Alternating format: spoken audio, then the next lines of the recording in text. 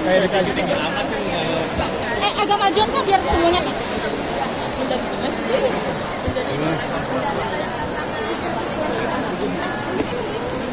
Ini apa apa dikit?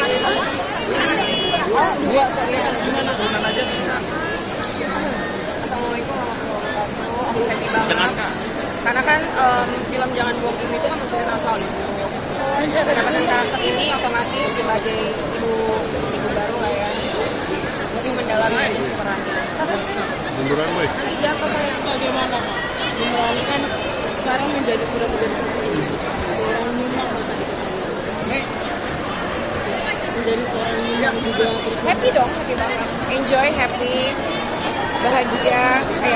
Kak, mungkin boleh sedikit update perkembangan Endro seperti apa? udah Endro makin sekarang udah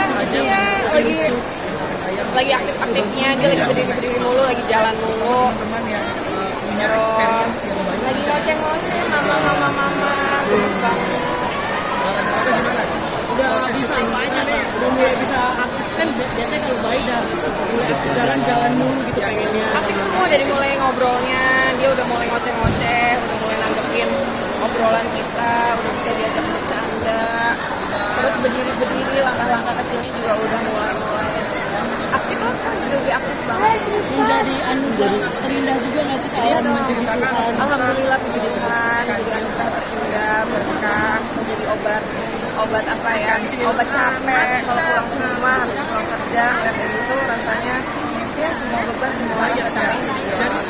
Itu menjadi ini juga nggak sih alarm buat kamu juga untuk kalau melangkah lebih, misalnya mau balik ke zaman dulu yang bandel ini seperti alarm party gitu. Ini jadi alarm buat kamu juga gitu. Mungkin dengan adanya Isa juga salah satu alasan apa sih yang dimaksud apa ya, kayak rem untuk aku lah ya, supaya lebih fokus ke depan untuk ke karirnya juga, lebih fokus ke endunya juga. Jadi sekarang mainnya juga jadi jarang sih, jadi jarang pergi-pergi. Ya waktunya kebanyakan kalau nggak kerja buat endu. Bahkan teman-teman yang datang ke rumah untuk main. Teman-teman yang lebih sering kayak Rachel, Fuji, rata-rata kalau mereka ngajakin main, aku susah untuk keluar, jadi mereka main terus. Kemarin syuting kayak gini bagi waktunya buat lagu Ya, memberi pengertian lah gitu. Kami sih Kadang kalau misalnya lokasinya memungkinkan, aku ajak Endu ke lokasi. Dan kalau memang scene-nya tidak banyak ya, jadi aku bisa pulangnya siang atau sore. Tapi kalau misalnya pulangnya sampai pagi, sampai subuh, karena syutingnya banyak scene-nya, ya tetap pulang ke rumah, cuman ya pengen cepet-cepet selesai aja gitu. kemarin kalau nggak salah bawa Endu ke lokasi syuting juga ya. Iya, sering kok aku beberapa kali kesempatan syuting di luar kota, Endu aku ajak, karena kan emang Endu tidurnya sama aku, jadi kayaknya kalau nggak ada Endu takutnya jadi kepikiran gitu. Mending Endu, mumpung masih deket-deket juga. Menjadi seorang single mom berat ya. Berat ya pasti lah, cuman lebih banyak happy-nya sih ya, lebih banyak bersyukurnya, jadi mendingan fokus ke rasa senengnya aja.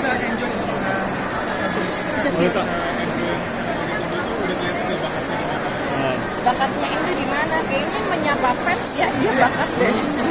Menyenangkan para fansnya, karena Endu sering aku ajak ke fansnya Endu itu kan banyak banget. Jadi kadang kalau misalnya aku pengen nyenengin teman-teman, aku ajak Endunya juga happy gitu. Endunya juga ceria gitu. Jadi ya sama-sama happy lah. Kak, kemarin juga Buna sempat ketemu Endro ya. Nah itu Endro masih kelihatan takut apa? Sedikit, tapi sedikit, nggak terlalu yang kalau ngeliat Buna sekarang nangis. Sekarang itu kalau ngeliat Buna lebih Biasa aja. Bisa aja. Udah nggak terlalu gimana-gimana. Nggak memiliki anak yang banyak banget yang suka, banyak banget yang dukung, banyak banget yang sayang. Gimana Kak? Setelah kan kalau misalnya kita lihat ke belakang, kamu memperkenalkan Endu dengan tangisan di podcast Endu. Sekarang puji Tuhan banyak yang sayang sama Endu, banyak yang dukung. Tuh ngeliatnya gimana? Sampai ada fansnya juga sendiri gitu. Yang pasti di luar ekspektasi aku, karena memang proses aku dengan Endu itu kan berbeda. Dan setelah aku melewatinnya, ya puji Tuhan sih aku senang banyak orang baik ya, masih banyak yang pengen support Endu juga. Ya berkah aja sih. Kalau sekarang itu Endro umur berapa Kak? Kalau boleh tahu Kak? Baru masuk 9 bulan. Oh. Kak, kan tadi kamu sempat bilang jauh di luar ekspektasi kamu. Memang saat dulu ekspektasi kamu saat Endu lahir bagaimana? Akan mendapatkan tatapan yang kurang baik kah dari orang-orang tersebut? Bukan cuma ekspektasi, realitanya kan seperti itu. Hujatan satu Indonesia, dicibir satu Indonesia, ya cacian, makian, dan hukuman yang aku dapatkan itu kan sanksi sosial terutama ya, itu kan nggak henti-henti ya. Cuman aku sekarang cuman ingin melanjutkan hidup aja sih. Aku pengen membesarkan Endu, kalaupun sampai sekarang masih banyak hujatan, aku anggapnya itu sebagai hukuman dari kesalahan aku aja gitu. Jadi aku nggak mau noleh ke belakang, aku mau jalanin semuanya dengan tujuan untuk ngebahagiain Endu. Sorry dong, aku memperkenalkan Endu atau akan menceritakan ayahnya kepada Endu di kemudian hari kalau misalnya Aku ada mau siap. jawab yang itu. Tapi bagaimana kak? Maksudnya seorang ibu mengurus anak sendiri tanpa belum ada pasangan gitu. Tapi bentar lagi akan kepikiran untuk seorang ibu mengurus anak sendirian gitu dari desa.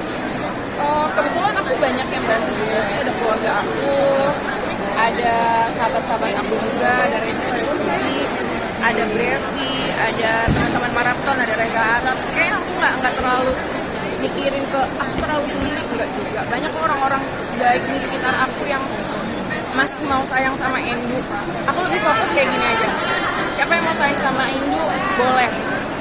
Yang mau benci sama Endu atau aku juga boleh. Jadi aku tinggal ngejalanin aja lah, fokus sendiri. Berarti nggak memikirkan pasangan ke depannya gimana? Aku cuma melanjutkan hidup aja. Oke. Kak, mungkin yang kalaupun nanti Endu sudah besar, apa yang pengen kamu sampaikan? Ini mami ngurus kamu sendirian tanpa ayah. Kayaknya kalau hal itu aku nggak akan sampai berjalannya umur Endu akan Satu lagi. aku nggak akan